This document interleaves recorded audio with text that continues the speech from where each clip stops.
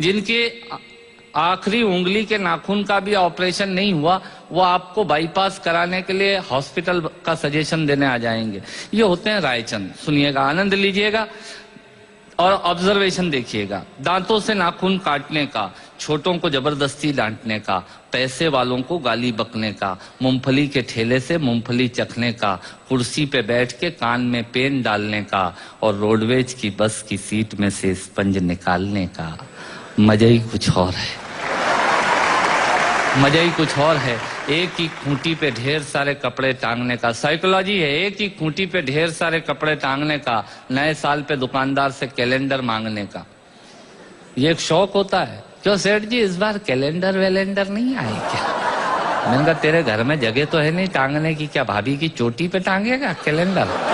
पर आदमी मांगता जरूर है, फोकट की डायरी और कैलेंडर मांगने का। एक ही खूंटी पे ढेर सारे कपड़े टांगने का, नए साल पे दुकानदार से कैलेंडर मांगने का, चलती रेल में चढ़ने का, दूसरों की चिट्ठियां पढ़ने का, मांगे हुए स्कूटर को तेज भगाने का और खुद को नींद नहीं आने पे पत्नी को जबरदस्ती जगाने का। मजा ही कुछ और है, मजा ही कुछ और है। चोरी से फल फूल तोड़ने का, खराब ट्यूबलाइट और मटकों को फोड़ने का, पड़ोसन को घूर घूर के देखने का। भैया ऐसे खुश हो रहे हैं जैसे उनका चरित्र चित्रण हो रहा है।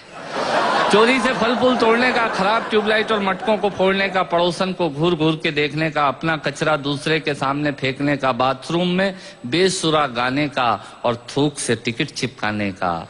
मजा ही कुछ और है, मजा ही कुछ और है। ऑफिस में लेट आने का, फाइल को जबरदस्ती दबाने का, चाट वाले से फोकट की चटनी डलवाने का। भैया थोड़ी चटनी देना। ऑफिस में लेट आने का, फाइल को जबरदस्ती दबाने का, चाट वाले से फोकट की चटनी डलवाने का, बारात में प्रेस किए हुए कपड़ों पे फिर से प्रेस करवाने का, ससुराल में साले से पान मंगाने का और साली की पीठ पे धोल जमाने का। मजा ही कुछ और है, मजा ही कुछ और है।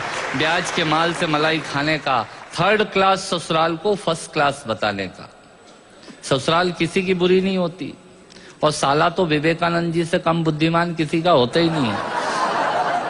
और ब्याज के माल से मलाई खाने का, थर्ड क्लास ससुराल को फर्स्ट क्लास बताने का, पंगत में बैठ के एक ही सब्जी के लिए दो दोने लगाने का, आरती में सबसे ज्यादा फटा हुआ नोट चढ़ाने का, दूसरे के टेलीफोन से चिपकने का, गुटके और पान इधर उधर पिचकने का, कमजोर से बेमतलब लड़ने का और पत्नी को रोज रोज परेशान करने का। मजा ही कुछ और है।